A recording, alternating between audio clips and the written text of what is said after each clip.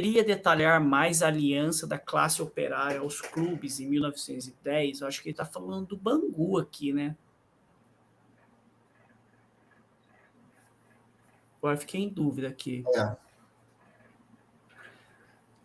Acho que foi o momento que você falou da expansão dos clubes por subúrbio, questão das ferrovias, né? Acho que ele quis dizer isso daí.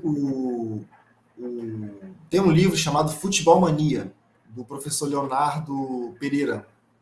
Tá? É um livro também muito importante que trabalha esse período aí da década do início, né? Da década enfim, no início do século XX até a década de 20, 30. Nesse livro ele vai dando uma série de exemplos, e alguns deles eu também coloquei no meu livro, né? Sobre como que as classes operárias elas vão usar o futebol como uma estratégia de fugir, né, de fuga desse universo do trabalho.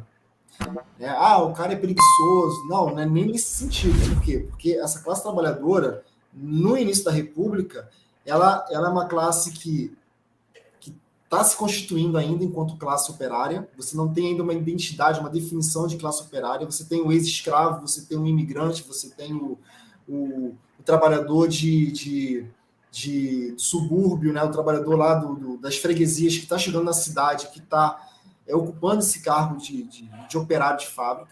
Então, esse indivíduo não é um indivíduo que, de alguma maneira, tem essa experiência de classe. Você tem um cenário também em que há leis trabalhistas, mas essas leis não são respeitadas. Então, esse operário de fábrica, ele é explorado, esse trabalhador de fábrica, ele é maltratado na sua prática, no seu cotidiano. Então, o futebol se torna esse espaço em que esse sujeito consegue fugir dessa rotina, que muitas vezes é opressora, e, além de fugir dessa rotina, ele começa a ganhar esse status de jogador de futebol.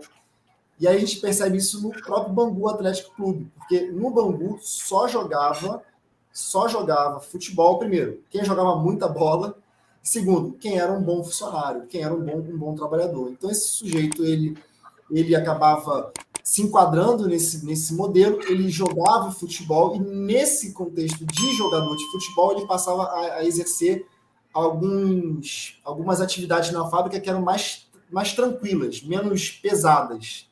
Então, para esse indivíduo, o futebol se tornava um espaço de negociação, um espaço para tentar burlar esse sistema opressor, né? De trabalho pesado, né? Um outro exemplo muito interessante é que os movimentos anarquistas, os grupos anarquistas que tentavam se mobilizar, eles vão usar o futebol como estratégia para agregar esse trabalhador, né? Como não havia uma identidade operária muito consolidada, né?